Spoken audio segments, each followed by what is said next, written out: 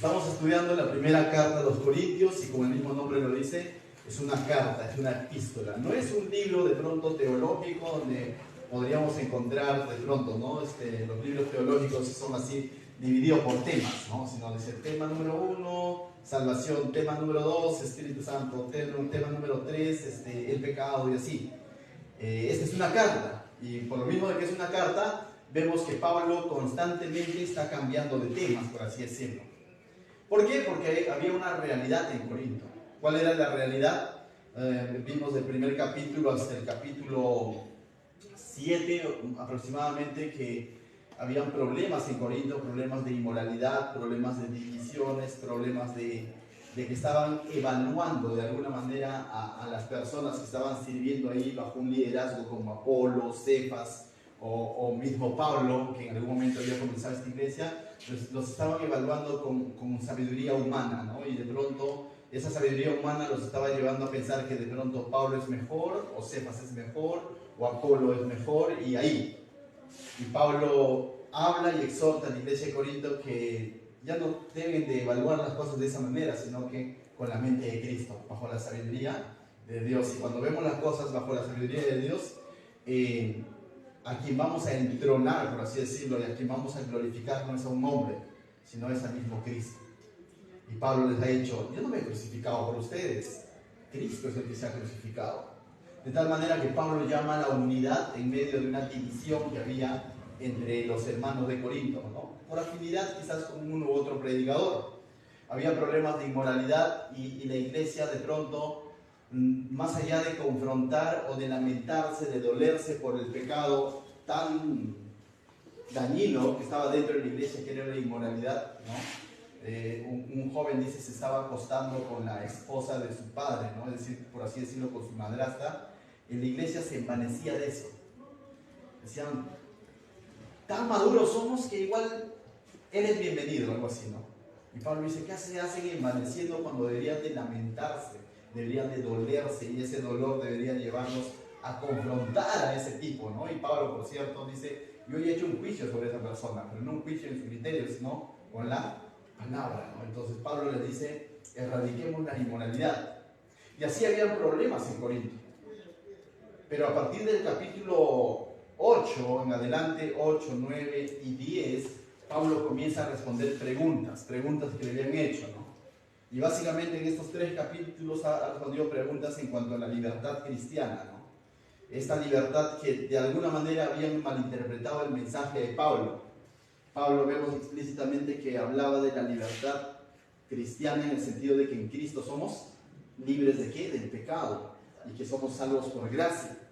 Pero Corinto estaba llevando este mensaje, o malinterpretando este mensaje de Pablo, lo estaba llevando a un extremo de decir, como tengo libertad en Cristo, puedo hacer tal o cual cosa, ¿no?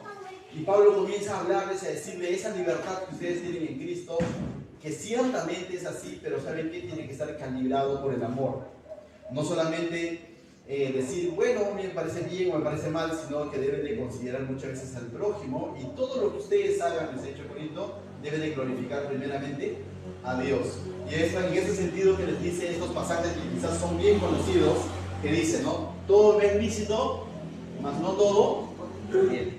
Y es interesante cuando Pablo cita este pasaje, porque a veces nosotros lo hemos citado así, mira, todo me es lícito, mas no todo me conviene, y como no me conviene, entonces ya, pero si me conviene, sí. Y Pablo no dice eso, dice, todo me es lícito, mas no todo conviene. No me conviene, sino conviene. Y cuando habla de conviene, no solamente habla de ti, sino también de tu prójimo. También habla de los demás miembros de la iglesia. Hay cosas que se nos pueden ser lícitas, como Pablo mismo. Tenía el derecho, como apóstol, él habla de sus derechos, él tenía derecho a ser sostenido por la iglesia. Y él dice, es mi derecho, pero he renunciado a ese derecho. ¿Por qué? A causa del Evangelio, para que el Evangelio pueda llegar sin piedra de tropiezo a las personas. Porque en el contexto de Corinto había predicadores que se levantaban solamente por el money. Y ahí vemos un ejemplo de Pablo renunciando a su derecho, ¿para qué? Justamente para que el Evangelio pueda llegar sin piedra de tropiezo, sin estorbo a las personas. Y en ese sentido es que Pablo dice, tenemos libertad en Cristo de comer carne, así haya sido dedicada a los ídolos, tenemos libertad, pero tenemos que evaluar esa libertad y aunque ustedes saben que esos ídolos son nada, les dice Pablo, ustedes lo conocen y teológicamente, en ese sentido, por así decirlo, doctrinalmente, Pablo les dice, ustedes están bien, pero ¿saben qué? No todo es conocimiento. Y en esos pasajes es donde Pablo les dice, el conocimiento envanece, mas el amor edifica.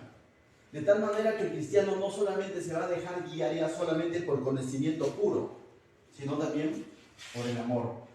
Pero no un amor a ciegas. Ambos van a encontrar un equilibrio. ¿Me dejo entender? Cuando un amor está basado solo en sentimientos, es engañoso, porque el corazón es engañoso. Pero si solo voy a aplicar a rajatabla conocimiento y sin amor y sin considerar al prójimo, también puede ser dañino. Y sobre todo me puede estar envaneciendo, porque puedo estar creyendo que sé más que otros, y eso es peligroso. ¿Amén? Entonces esas cosas ha estado hablando Pablo y ha estado dando respuestas a eso. Y en la primera parte del capítulo 11, ¿qué es lo que ha hablado Pablo? Sobre el principio de autoridad en la iglesia y en el matrimonio, que vimos el domingo pasado, ¿se acuerdan? Y habló, ¿no? Que la cabeza es, ¿quién? Cristo, ¿no? La cabeza en la iglesia no es más, yo me atrevo a decir, hasta en un hogar, aunque sabemos que el varón tiene una responsabilidad delegada de parte de Dios, pero si Dios no está presente en un hogar cristiano, ¿de qué sirve? El matrimonio es de a tres, ¿no? Dios, el varón y la mujer. En la iglesia tiene que estar presente Cristo. El pastor es un siervo más, es un instrumento más de parte del Señor, porque la cabeza es, ¿quién? Cristo.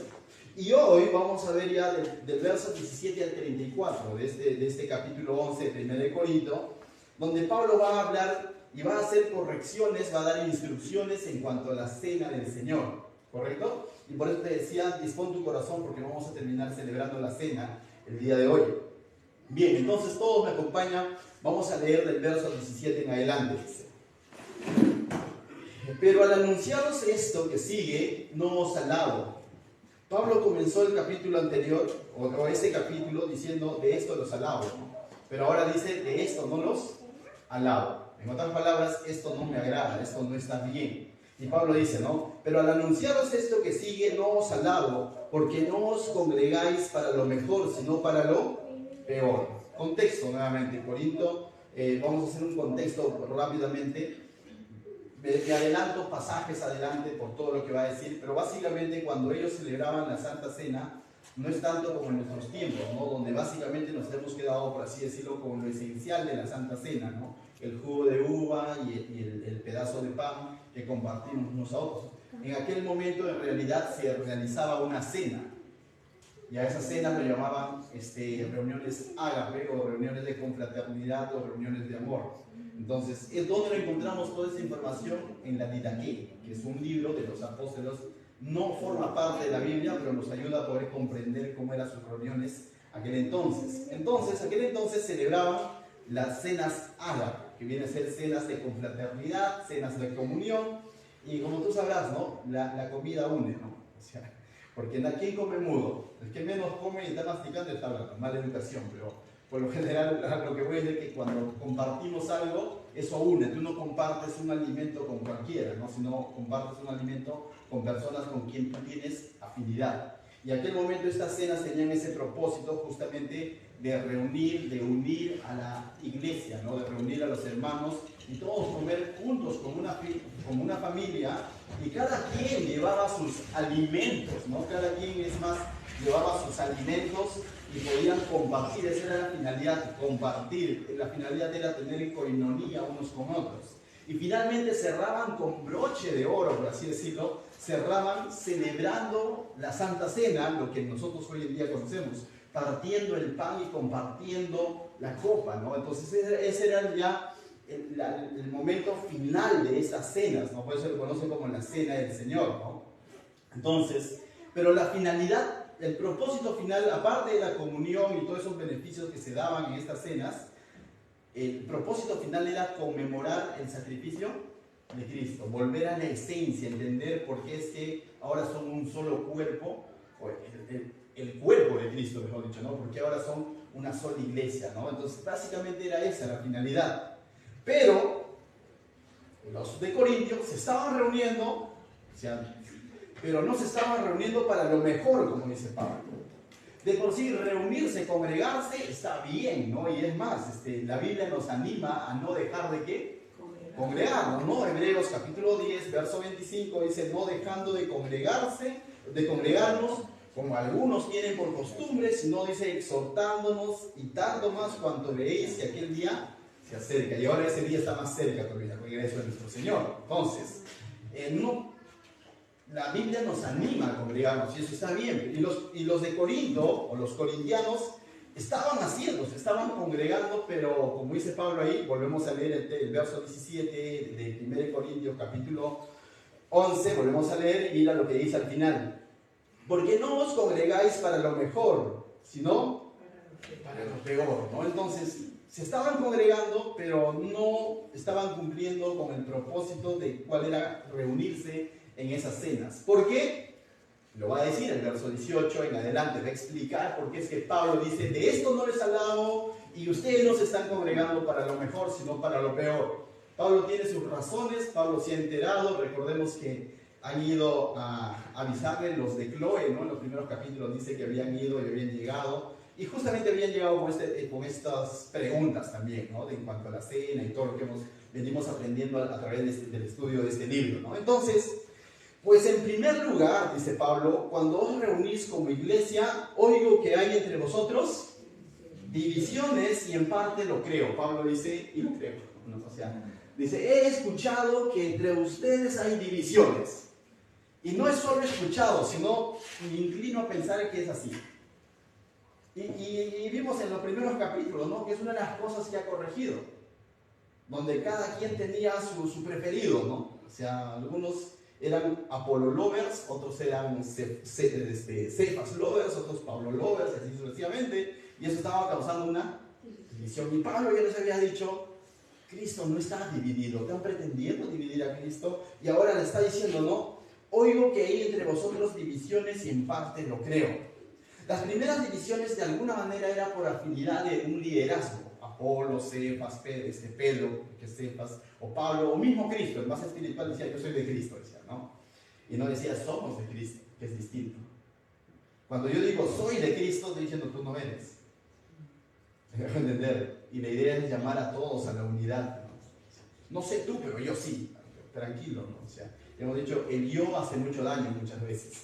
Bien, entonces, aquí dice, oigo que hay entre vosotros divisiones y en parte lo creo.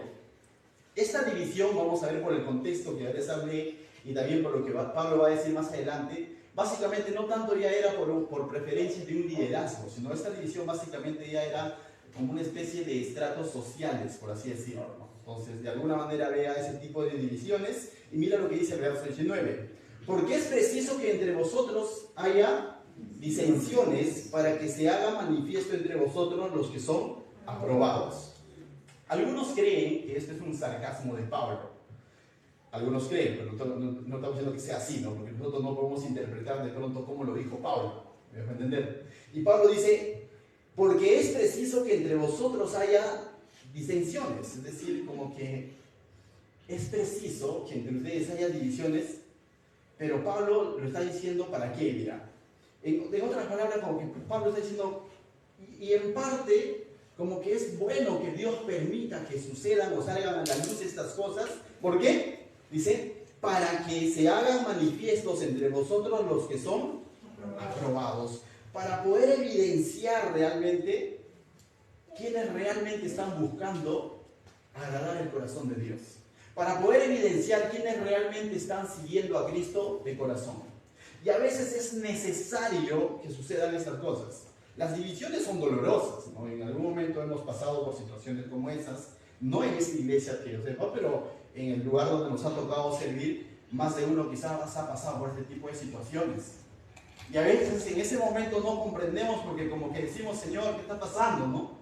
Como que quisiéramos que en la iglesia todo sea color de rosas, ¿no? Como que todos nos llevemos bien y de pronto tú ves de que la iglesia se comienza a partir, ¿no? Y Pablo, ¿qué nos diría en estos tiempos? A veces es necesario, ¿para qué? Para que se evidencie quienes realmente están buscando la voluntad de Dios. Porque créeme, no todo aquel que va a un culto necesariamente es cristiano. necesariamente ya es un cristiano maduro en todo caso. No necesariamente. El pueblo del Señor es diverso. Pablo mismo nos ha hablado del espiritual y del carnal, ¿se han dado cuenta? Del fuerte y el débil en la fe, ¿no? Entonces, y a veces es necesario que sucedan esas cosas, es doloroso sí, pero muchas veces esa situación va a evidenciar y nos va a sacar a la luz quienes realmente están siguiendo a Dios de corazón. Porque va a haber casos donde vas a encontrarte con que seguían a Dios por una conveniencia o bajo cualquier otra motivación. Y justamente cuando se dan este tipo de situaciones, muchas veces todo eso sale a la luz.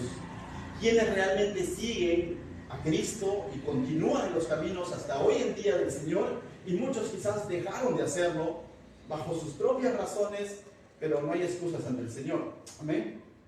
Entonces, verso 20, mira lo que dice.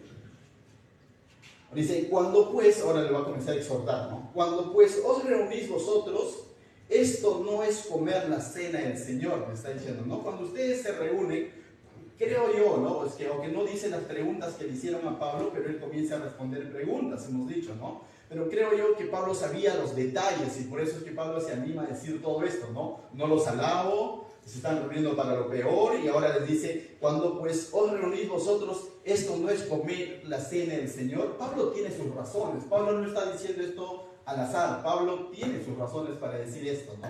De que lo que ustedes están practicando, estas cenas ágape, que tenían la finalidad de unir y de conmemorar el sacrificio de Cristo, no está llegando a su objetivo, no está cumpliendo el propósito para el cual debes de reunirse. Y le está diciendo, eso no es celebrar la Santa Cena. Qué duro, ¿no?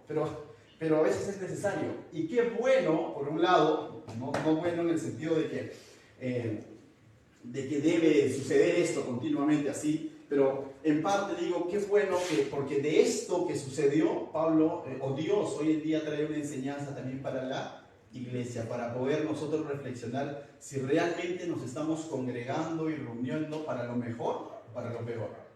Porque el hecho físico de congregarnos todos los domingos y quizás a veces hasta llenar la iglesia, no es un referente de que las cosas están bien con el Señor. Créeme que existen iglesias quizás, o sectas incluso, que están mucho más llenas que esta. Créeme. Y eso no es garantía que necesariamente Dios está, o su sentir, o su presencia está ahí. Los conciertos están mucho más llenos que las iglesias, con eso te digo bastante. ¿Me dejo entender? Los paseos están mucho más llenos que las reuniones de oración, y con eso te digo bastante. Entonces, Pablo les está exhortando duramente y les está diciendo, esto no es comer la cena del Señor. Porque al comer, mira, y comienza a dar ciertas por así decirlo, ¿no? Evidencias por qué Pablo decía esto, ¿no? Dice, porque al comer cada uno se adelanta a tomar su propia cena. ¿Te acuerdas que hablábamos del contexto de que cada uno llevaba sus alimentos y todo lo demás? ¿Y qué es lo que sucedía? No había una consideración por el prójimo, ¿no? Sino que la motivación o el objetivo que era unir y conmemorar juntos el sacrificio de Cristo se había perdido, ¿no? Y de pronto llegaban con sus alimentos y no importa si todavía no llega, ¿no? ¿Para qué es tardón? Pues para adelante nada más, ¿no? Entonces no había una consideración por el prójimo. Nuevamente vemos que Pablo no solo está enseñando reglas, sino que Pablo está enseñando principios. ¿Te acuerdas en la primera parte que vimos en los capítulos 8, 9, 10? Cuando Pablo decía, aunque ustedes saben que los ídolos son nada, pero recuerda, todo me es lícito, mas no todo conviene. Considera al prójimo. Que eso lo que vayas a hacer, siempre hazlo pensando si va a ser de beneficio también para los demás, si va a ser de edificación también para los demás, y sobre todo si va a glorificar a Dios. Y aquí nuevamente Pablo está pensando ¿en quién? En los demás. Y eso es lo que Pablo de alguna manera quiere enseñar, ese principio de que como cristianos ya no solamente podemos pensar en nosotros, no podemos tener ese corazón egoísta de solamente pensar en nosotros, sino de pensar en quién, también en el prójimo. Porque ¿cuál es la muestra evidente, por así decirlo, de que amamos a Dios? Cuando amamos a sus hijos, al prójimo. Porque yo podría decir, hermanos, ustedes no saben cómo yo le oro a Dios todos los días y cuánto lo amo. Y lo puedo poner palabras rimbombantes. Y puedo usar hebreo y todo lo demás, y salmos y himnos. Y ustedes no saben cuánto lo ama a Dios. Pero ¿sabe qué? El Señor diría, demuéstramelo amando a uno de estos pequeñitos. Fe en acción. Y Pablo más o menos va por ahí. Dice que se están reuniendo para celebrar la Santa Cena y conmemorar el nombre de Cristo, pero eres incapaz de considerar a tu prójimo que aún no llega. ¿Me puede entender? Y te estás adelantando, lo está diciendo la Corinthiana. Quizás eso no sucede en nuestros tiempos, ¿no es cierto? Porque nosotros no tenemos comida, o alguien trajo. Avisen, ¿no? Porque al final para compartir. No, porque en nuestros tiempos quizás no sucede, ¿no? Que quizás no suceden estas cosas, pero el principio que Pablo está enseñando, por eso digo, Pablo no está enseñando reglas, sino está enseñando principios de vida del creyente. El principio debe quedar. ¿El principio de qué? De amor al prójimo, de considerar. Hoy en día tienen una palabra más técnica, quizás la empatía. El ponerte en el lugar del otro. Y a veces, llenos de conocimiento, podemos llegar a un legalismo y de pronto a juzgar o prejuzgar a los demás y no nos ponemos de pronto, como dice, en superior. Y muchas veces tenemos que aprender nosotros a esperar muchas veces. Bien, bueno, pues no llegó, ¿no? Por algo será, dale para adelante, ¿no? Entonces, bien, porque al comer cada uno se adelanta a tomar su propia cena y uno tiene hambre y el otro se embriaga. Ya, con esto ya, pues, ¿no? La finalidad era de que ya, pues, ya, ¿no? Está ya hambre, saciar, ¿no? ¿Está mal comer? No. ¿Es malo comer? No. Pero cuando esto reemplaza y está por encima de los propósitos del Señor, por el cual nos hemos reunido, ya cambia la cosa. A veces usamos, por ejemplo, compartir con los adolescentes, ¿no? Ahora cuando nos reunimos, ¿qué estamos compartiendo? A ver, hermanos de los teens, heladito, ¿no? ¿Sí o no? Pero si yo voy a ir a las reuniones solo por el heladito, ya fui, pues no está bien. ¿Está mal comer helado? No. Pero si de pronto mi corazón comienza solamente a pensar en el helado y digo, hay que acabar el culto de una vez porque vamos a comer heladito, ya pues. Después de ir a la misión 41, ¿dónde paramos? ¿Dónde terminamos? ¿Se acuerdan? Ustedes saben. ¿Dónde? En Orozco, ¿no? En la pollería. Después de haber chambeado. Pero si voy a ir a la misión 41 solo pensando en el pollo, ya pues, evalúate.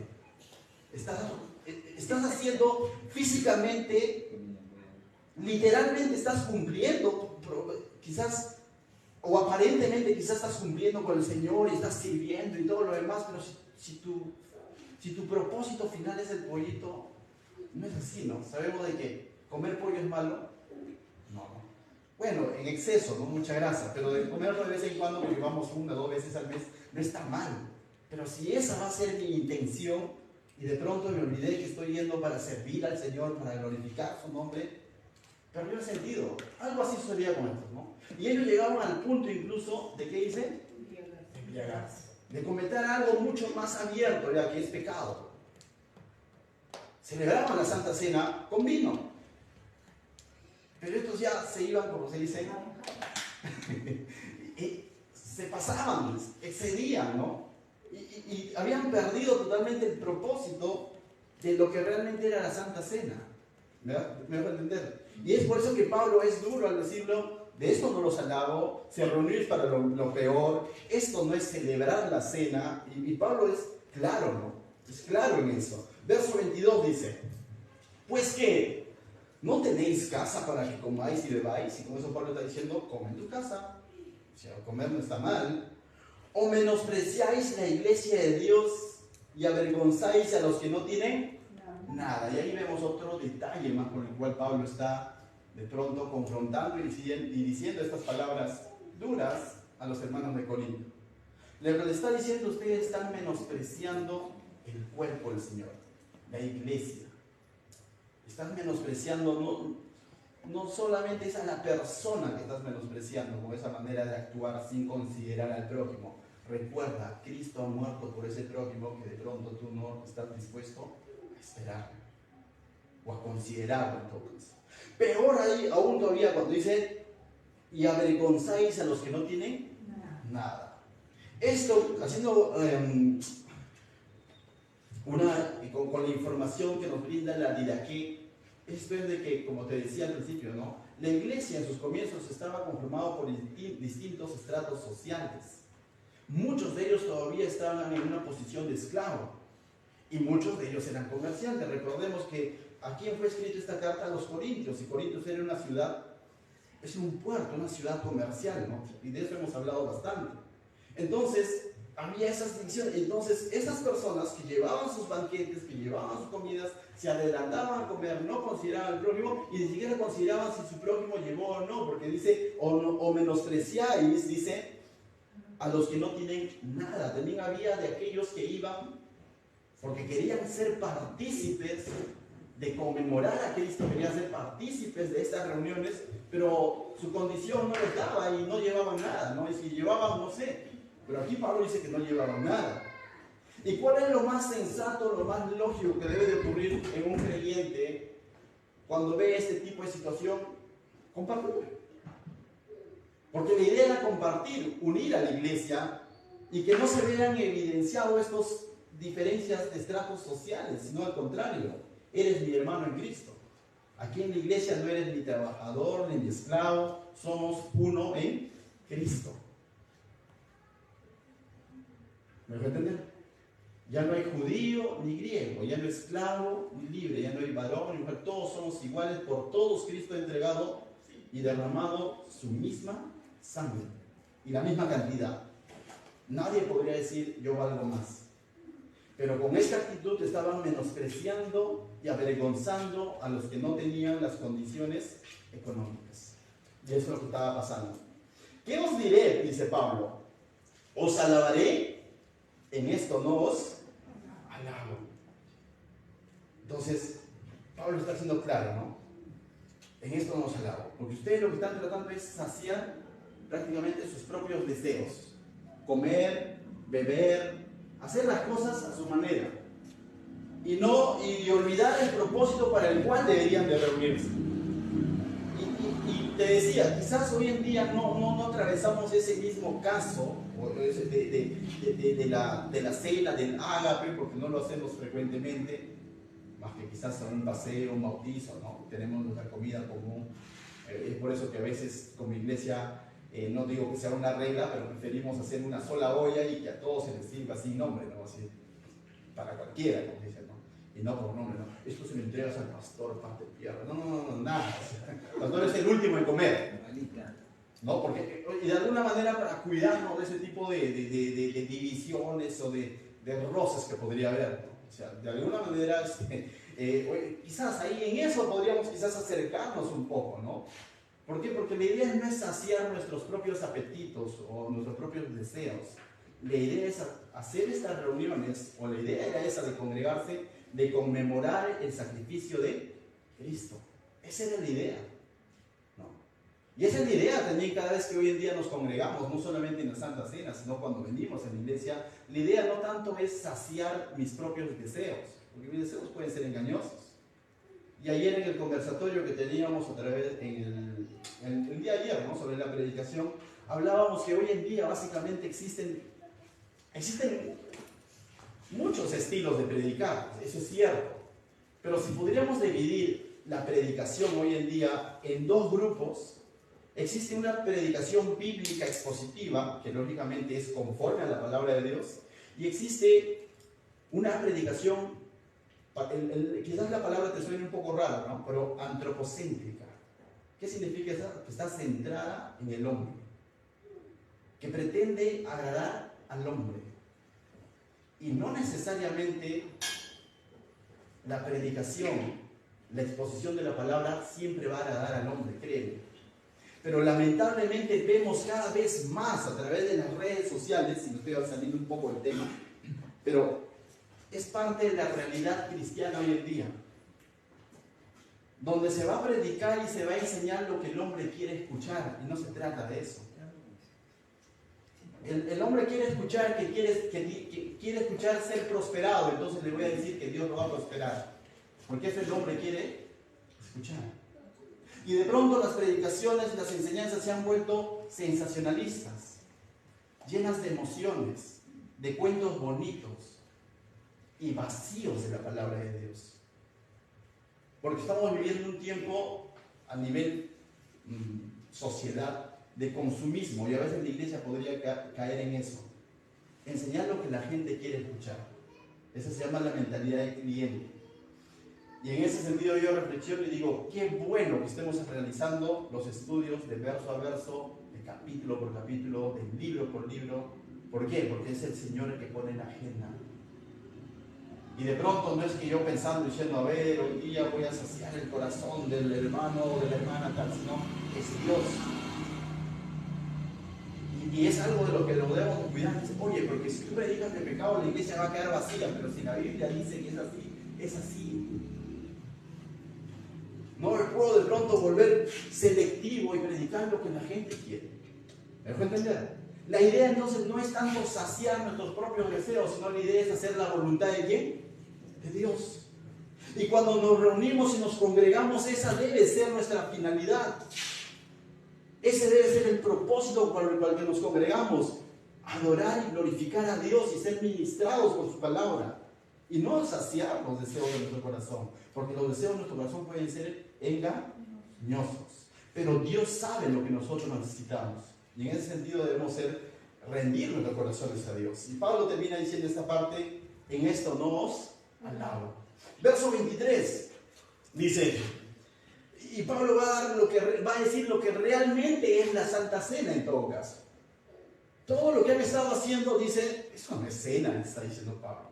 Entonces, ¿qué es lo que realmente es la cena? Y Pablo les va a dar una definición de lo que realmente es la cena. Y Pablo va a recurrir al escrito está, aunque en aquel entonces todavía no estaba escrito, Lucas, porque esto tú vas a encontrarlo idéntico en el Evangelio de Lucas. Pero Pablo va a decir, porque yo recibí del Señor lo que también os he enseñado. Y comienza a decir, ¿qué es lo que ha enseñado Pablo? Mira, que el Señor Jesús, la noche que fue entregado, tomó pan y habiendo dado gracias, lo partió y dijo, tomad, comed, esto es de mí. Esto es mi cuerpo que por vosotros es partido. Haced esto en memoria de mí. Asimismo tomó también la copa después de haber cenado, diciendo, esta copa es el nuevo pacto de mi sangre. Haced esto todas las veces que la bebiereis en memoria de mí. Así pues todas las veces que comieres este pan y bebieres esta copa, la muerte del Señor anunciáis hasta que Él venga.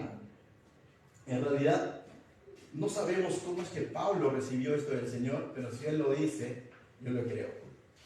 Porque toda la Escritura ha sido inspirada por Dios. Y hay muchas posturas de cómo es que él recibió esto del Señor, esta enseñanza. Pero lo que básicamente está diciendo, el Señor lo enseñó así y lo instituyó así. Y eso lo hemos registrado en el Evangelio de Lucas, ¿no? Entonces, Pablo comienza a decir, ¿cuál es el verdadero propósito de la cena del Señor en contraste a lo que ellos estaban haciendo? Y aquí en estos pasajes que lo hemos leído vamos a encontrar el verdadero propósito del Señor. Y mira, vamos a volverlo a leer, pero de manera un poco más lenta. Dice, que el Señor Jesús la noche que fue entregado. Esto es totalmente contrario al corazón egoísta con el que ellos estaban participando, porque te decían, es mi comida, llegué primero, por lo tanto, adentro. Si el otro trajo o no trajo, su asunto. Lo que Cristo hizo es totalmente contrario a eso.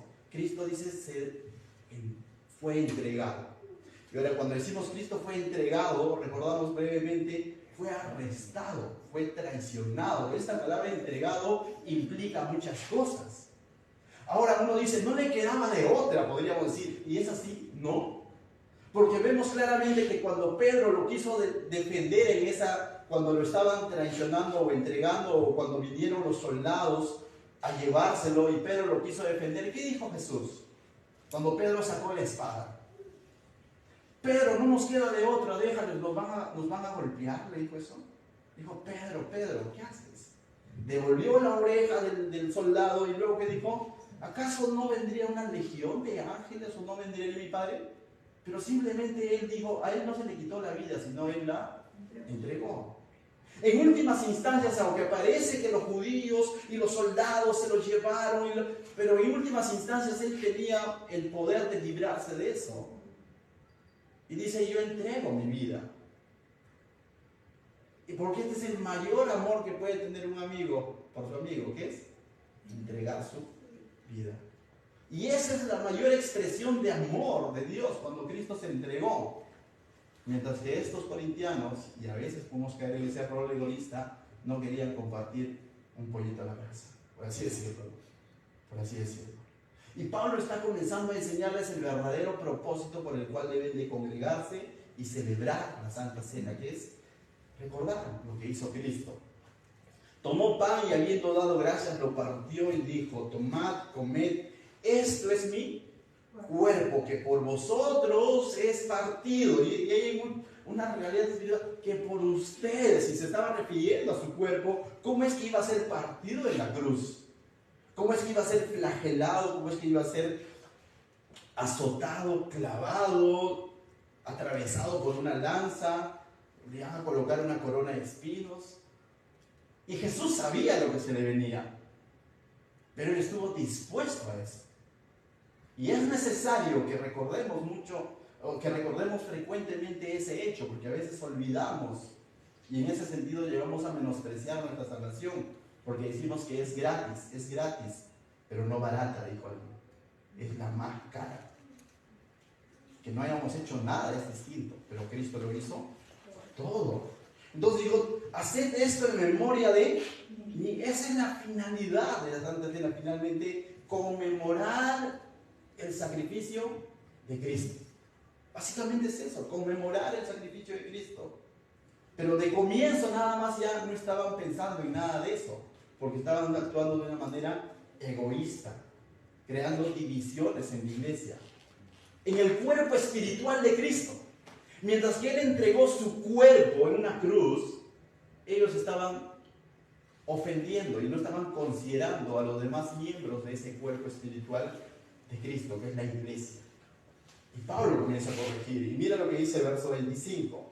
Asimismo tomó también, ¿qué dice? La copa después de haber cenado, diciendo, esta copa es el nuevo pacto en mi sangre, haced esto todas las veces que la bebieras en memoria de mí. Mientras que el corintiano se estaba excediendo en la copa. Había perdido el verdadero significado de la copa. Por lo que nos ha dicho Pablo, se estaba embriagando con la copa. Cuando la copa básicamente representaba su sangre preciosa con la que Él nos ha comprado. Y era para conmemorar su sacrificio nuevamente. Ese nuevo pacto, ese mejor pacto, como dice el libro de Hebreos. Ese pacto de gracia que tenemos en Cristo Jesús. Entonces la iglesia estaba actuando de una manera irreverente incluso con la copa. Y no tanto porque la copa tenga algo especial, sino por lo que la copa significaba básicamente. ¿Me dejo entender? No tanto porque el jugo de uva tenga algo sagrado, sino por lo que significaba, ¿no? Quizás para comprender un poco, ¿no? Todos amamos a nuestros padres, así quizás se hayan fallecido, pero los consideramos, ¿no es cierto? O sea, todos de alguna manera. Y pregunto yo, si imprimes tu foto, ¿ya? Es un papel, ¿no es cierto? Con la foto de tu papá, tu mamá. Y si viene alguien y lo pisotea, ¿cómo te sentirías? Pregunto. No tanto por el papel en sí, ¿no? Porque el papel no tiene un valor, pero significa algo para ti, a eso me dejo entender, ¿no? Y de alguna manera nos ofendería si alguien viene y rompe la foto de tu familiar querido, ¿no? Algo así, ¿no? Esta copa representa, dice, el sacrificio, el nuevo pacto, ese mejor pacto. No es de un macho cabrío, ¿no?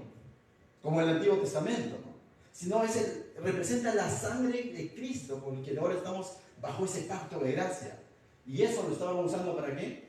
Para embriagarse en las cenas ágapes. Y Pablo comienza de pronto a hacerles entender lo que realmente significa la Santa Cena. Después dice, verso 26, dice, así pues todas las veces que comieres este pan y bebieres esta copa, que dice, la muerte del Señor anunciáis hasta que Él venga. Y esa parte es interesante porque Si se quedara en la muerte el Señor anunciáis, diría, estaría como incompleto, ¿no? Es decir, estamos conmemorando a un Jesucristo que todavía está en la tumba. Y no es así. Conocemos cuál es el final de la historia. El libro de Hechos, el mismo Mateo, nos relata la resurrección de Jesucristo, la ascensión de Jesucristo y también la promesa de que Jesucristo va a volver. ¿Por quién? Por su iglesia, que seremos llevados. Entonces, mientras estemos aquí en la tierra, mientras estemos en este mundo como verdaderos creyentes, debemos de conmemorar el sacrificio de Cristo, es decir, la muerte de Cristo, pero con la esperanza de que Él va a volver, porque Él ha resucitado y no se ha quedado en una tumba. Y básicamente nos está enseñando eso. Y Pablo va a continuar todavía diciendo en el verso 27, mira lo que dice. De manera que cualquiera que comiera este pan o bebiera esta copa del Señor, ¿qué dice? Indignamente será culpado del cuerpo y de la sangre del Señor. Y es interesante porque debemos entender lo siguiente. No dice de manera que cualquier indigno comiere, porque todos somos indignos, a decir verdad, pero en Cristo hemos sido hechos dignos. Por nuestras propias obras, no, por lo que Él ha hecho y por lo que Él dice. Hemos sido declarados justos. Amén. Pero dice, cualquiera que comiere o bebiere esta copa indignamente, habla de la actitud con la que yo llego a participar de este hecho. Esa palabra indignamente es similar a decir irreverentemente, sin tener ninguna consideración por lo que significa realmente lo que es la Santa Cena. ¿Por qué se reunían ellos? Para llenar su estómago, para adelantarse. No consideraban que no traía nada. Se habían olvidado totalmente de lo que realmente significa la Santa Cena. Entonces dice, será culpado del cuerpo y de la sangre del Señor, ¿no? Entonces, cuando en realidad deberíamos de buscar la unidad, ellos estaban llenos de egoísmo y de división. Cuando esto había sido instituido justamente para unir el cuerpo de Cristo y conmemorar el cuerpo de Cristo. Verso 28 dice, por tanto, ¿qué hace Pablo? Pablo dice, por tanto, pruébese cada uno a sí mismo y coma así del pan y beba de la copa. Lo que Pablo está diciendo, por lo tanto, cada uno considere, o sea, evalúese, haga una mirada hacia adentro. Si realmente te estás reuniendo y participando con los propósitos correctos, con las intenciones correctas, en el contexto, evalúate a ti mismo. Porque nadie más sabe qué es lo que tú tienes dentro de tu corazón que Dios y tú mismo. Porque aparentemente podríamos aparentar santidad, pero solo Dios y tú sabes cómo está tu comunión con el Señor y cómo es que tú estás tomando esta cena del Señor. ¿Cuánto estás conmemorando y recordando y valorando el sacrificio de Cristo? Eres tú y el Señor. Entonces Pablo dice, cada uno pruébese a sí mismo. Y no dice, el pastor sea probando y haciendo que confiesen los hermanos sus pecados. No dice nada de eso. Lo deja a que tú voluntariamente te pongas a cuentas con el Señor. Y de eso va a hablar más adelante. Mira lo que dice verso 29. Porque el que come y bebe indignamente sin discernir, es decir, sin considerar, ¿no? O sea, el significado, sin comprender el significado, dice, sin discernir el cuerpo del Señor, juicio come y bebe para sí. Entonces dice, cualquiera que come sin considerar realmente, sin comprender lo que significa realmente el cuerpo del Señor. Y aquí algunos teólogos dicen, cuando dice el cuerpo del Señor, se está refiriendo a su cuerpo.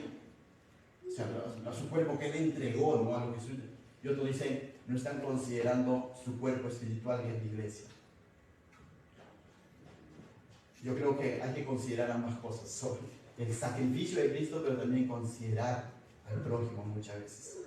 No puedo venir con corazones egoístas y aparentemente estar participando de la cena del Señor cuando no estoy amando a un miembro de su cuerpo, por ejemplo, que es la iglesia, que es tu hermano menor en Cristo. Bien, 30 dice, por lo cual hay muchos enfermos y debilitados entre vosotros y muchos duermen, ¿no? O sea, Es interesante porque Pablo usa una palabra bien... esta palabra duermen, lógicamente está haciendo referencia a los que han muerto, pero a los que han muerto en Cristo. Cada vez que se hace uso de esta palabra para denotar la muerte de alguien, se está refiriendo siempre a un cristiano. Entonces dice, por lo cual hay muchos enfermos, debilitados entre otros, y muchos, ¿qué dice? Duermen. Es decir, esto es serio. O sea, esto requiere solemnidad, seriedad, santidad, definitivamente, el participar de la Santa Cena del Señor. Con esto Pablo no está de pronto pretendiendo poner una regla de que siempre va a ser así, pero de que había ocurrido esto, había ocurrido. Así como es un hecho puntual lo que ocurrió con Ananías y Zafira, pero no todo aquel que de pronto miente viene muriendo durante toda la historia, pero fueron hechos puntuales que ocurrieron y que nos traen una enseñanza que somos llamados a participar de la Santa Cena con reverencia, con entendimiento, con los propósitos correctos, sí. Con esto no te quiero asustar tampoco y decir, ¿sabes qué? No es que te mueras, ¿no? O sea, no quiero decirte eso, porque Pablo no está poniendo una regla, ni una ley, está manifestando lo que ha ocurrido. Verso 31 dice, si pues nos examinamos a nosotros mismos, ¿qué dice? No seríamos juzgados. Y nuevamente habla de examinarnos, hacer una mirada hacia adentro, hacia nuestro corazón, cómo estamos delante de Dios. Dice, mas siendo juzgados somos castigados, y esta palabra castigados es disciplinados por el Señor, para que no seamos condenados con el mundo. Verso 33, así que hermanos míos, cuando os reunís a comer, esperaos, ¿qué dice? Unos a otros. Está diciendo, ten en cuenta a tu prójimo, ten en cuenta a tu hermano. La idea es participar todos juntos como un solo cuerpo, ese cuerpo unido por el Espíritu Santo, todos conmemorar el sacrificio de Cristo juntos, ¿no? Que haya una verdadera comunión realmente. Y sabes que la verdadera comunión en Cristo muchas veces tiene que ser intencionada. Muchas veces es natural cuando de pronto estoy participando de una comunión con el hermano que me cae bien, pero ¿qué hay de aquel que de pronto no me cae tan bien? Tendré como que carta libre para decir, bueno, él no, o ella no. Ahí es donde tengo que ser intencional. ¿Te acuerdas que hablábamos de la mentalidad de consumismo? Hoy en día hay muchos, por así decirlo, traspasos de una iglesia a otra iglesia, y cuando tú de pronto preguntas, oye, ¿por qué ya no vas a la otra iglesia donde antes estaba haciendo? Te dicen, no, es que ahí no he encontrado amigos. Entonces, ahora estoy aquí porque casi creo que voy a encontrar amigos. Y va a la otra iglesia y de pronto quiere encontrar dice que una verdadera comunión, cuando en realidad la Biblia dice que quieres tener amigos, muéstrate amigo. Y a veces es necesario dar ese primer paso frente a aquel hermano, aquella hermana que de pronto quizás no te llevas muy bien, o no hay esa química como se suele decir, pero ahí necesito ser intencional como hermano maduro en Cristo. Como hermano maduro en Cristo tengo que ser intencional. En ese sentido también podríamos aplicar considerar al prójimo. En ese sentido debemos aplicar considerar al prójimo. No solamente considerarme a mí, porque eso solo de considerarme a mí, eso es egoísmo. Créeme, Jesús dice, ama a su esposa. Ama a su esposa. ¿Y su esposa quién es? La iglesia. ¿Y cómo es la iglesia? ¿Cómo soy yo? ¿Cómo eres tú para con el Señor? 100% fiel. Seamos sinceros. ¿Seremos 100% fieles al Señor? Con el pensamiento y 24/7. Somos llamados a ser 100% fiel. Pero ¿cómo es el Señor con nosotros? ¿O nos ha hecho la ley del hielo? Pero muchas veces esas actitudes egoístas pueden resquebrajar la unidad de una iglesia, cuando yo no considero al prójimo. Y Pablo aquí, básicamente a través de todo esto, no nos está enseñando reglas, lo vuelvo a recalcar, nos está enseñando principios. El principio de amor a quién? A Dios, pero también amor a quién? Al prójimo, a su cuerpo. ¿Cómo puedo decir que amo la cabeza si no amo los miembros de su cuerpo? ¿Cómo puedo decir? ¿Cómo puedo decir que amo al Señor y estoy andando bien con el Señor y estoy menospreciando a un miembro de su cuerpo, a un hermano menor en la fe quizás? Probablemente por su ignorancia, probablemente por su inmadurez puede hacer cosas, pero yo me pongo en una actitud farisaica y de pronto digo, oh, ¿será posible eso? Y luego todavía pretender participar de la cena del Señor, diciendo sí, así como el Señor se entregó, pero yo no estoy dispuesto a ceder muchas cosas. Pablo dice, examínese cada uno a sí mismo. Haz una mirada hacia adentro. Luego dice, así que hermanos míos, cuando se os reunís a comer, esperaos unos a otros. Considera a tu prójimo. Si alguno tuviere hambre, ¿qué dice? Come en su casa para que no os reunáis para juicio. Las demás cosas las pondré en orden cuando yo fuere. Lógicamente hay muchas otras cosas más que Pablo tenía que hablar con los hermanos de Corinto. Y va a continuar la carta y va a hablar luego de los dones espirituales. Pero, ¿qué nos ha dicho el Señor esta noche? Y eso es lo que yo quisiera reflexionar de manera práctica. ¿Qué nos ha dicho? Que no solamente se trata de decir, yo creo en Dios y ya. Yo amo a Dios y ya. Soy llamado a amar a su iglesia. Soy llamado a amar a mi prójimo. Soy llamado a hacer eso. No es una opción. No puedo pretender ser un cristiano que no tiene amor al prójimo, que no considera al prójimo. Necesito amar al prójimo. Amén. Y no solo a los que me caen bien, sino a todos.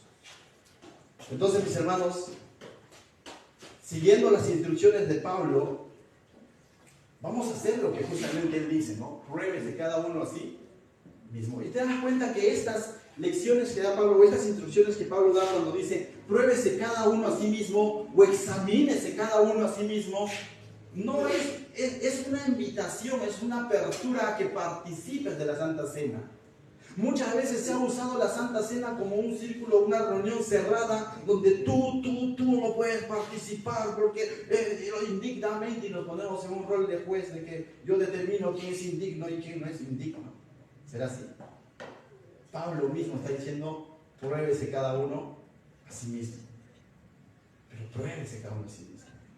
Es una invitación a que si tú consideras y de pronto la palabra de Dios te ha hablado y ves que has estado de pronto quizás teniendo un corazón egoísta, o no hemos estado considerando al prójimo, o de pronto no he estado amando a mi prójimo como debe ser, o quizás por la confianza que le tengo le he hecho fatuo a mi prójimo, o he menospreciado sus capacidades, y quizás tu prójimo ni lo sabe, pero Dios lo sabe.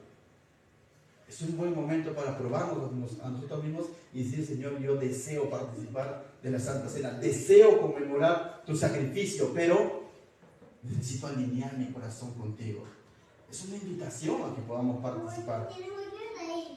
Alguien dijo, si Jesús no se hizo broncas porque Judas participe de la Santa Cena, ¿o sí?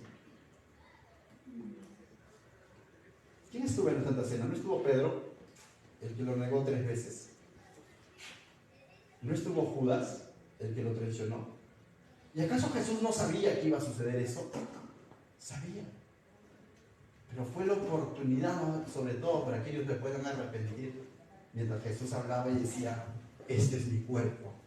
Y decir, ese cuerpo yo voy a ser el que lo va a entregar o traicionar. Y eso es el que yo voy a negar. Y pudo haber sido distinto quizás, no sé yo. Pero Jesús nos hizo problemas. Pero ¿sabes qué? Pero necesitamos venir con corazones sinceros, probándonos realmente con el Señor. Y es por eso que tenemos ese hábito de, antes de participar en la Santa Cena, hacer una oración personal con Dios, tú y el Señor, y ponerte a cuentas con tu Señor. Y algo de corazón ahí en tu asiento. Porque solo tú y Dios saben cómo está tu corazón.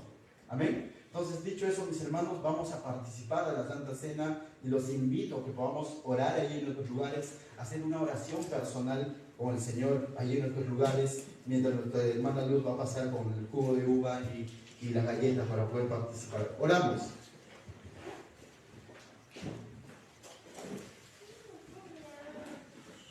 Padre, te damos gracias, Señor, esta noche, porque nos das la oportunidad, Señor, nuevamente, de recordar tu palabra, Señor, de ser instruidos por tu palabra y entender, Señor, que a pesar de cómo somos o de cómo éramos, Señor, tú estuviste dispuesto a ir a la cruz, Señor, por nosotros. Que tú estuviste dispuesto a entregar tu cuerpo. Estuviste dispuesto a derramar tu sangre, Señor, por amor a nosotros. Y aunque para nosotros, Señor, la salvación es gratis, es por gracia, pero a ti te costó, Señor, el precio más caro de la historia. Y a veces nosotros, con nuestras actitudes egoístas, con nuestras actitudes egocéntricas, o con nuestras actitudes inmaduras, Señor, o religiosas, qué sé yo, Señor, o irreverentes, Señor, pisoteamos, Señor. No valoramos lo que tú has hecho, Señor, por nosotros. Hoy, Señor, tú nos llamas a amarte a ti, a amar a tu iglesia, a amar al prójimo, Señor. Perdónanos, Señor, por todo aquello que en algún momento te ofendió a nuestro prójimo, Señor. Por todo aquello que ya sea de pensamiento, de acción o con la boca, Señor, que hayamos ofendido, Señor.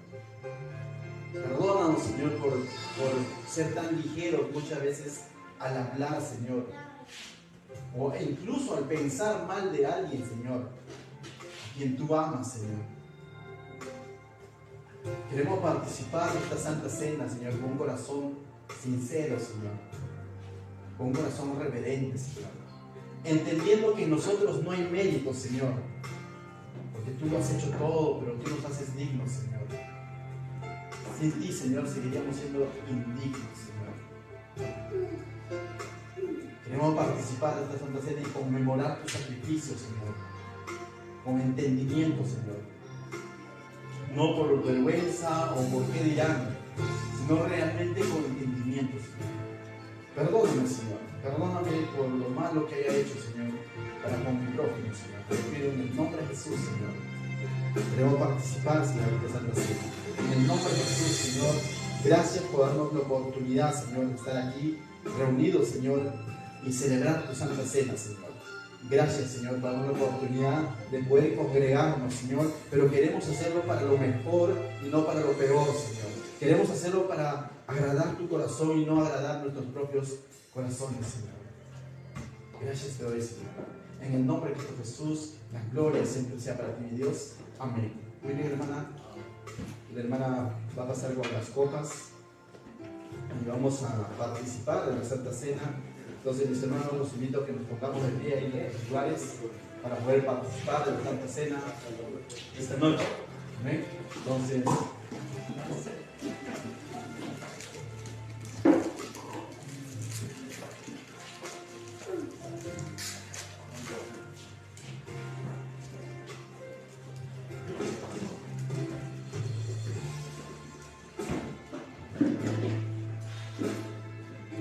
bien.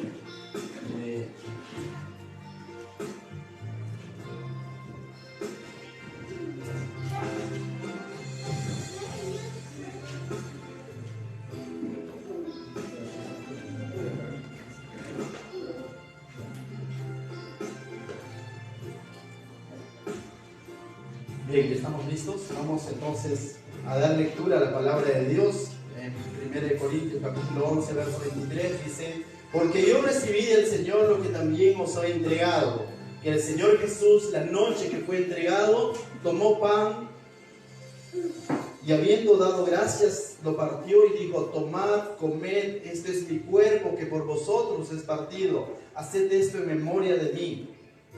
Pues de esa manera, mis hermanos, tomamos el pan y comemos ese pan que representa el cuerpo de nuestro Señor Jesucristo que fue entregado en la cruz.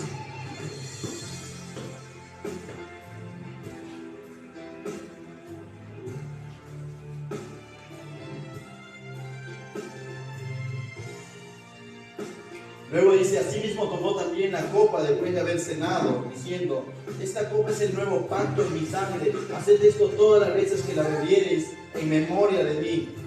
Tomamos la copa, Señor.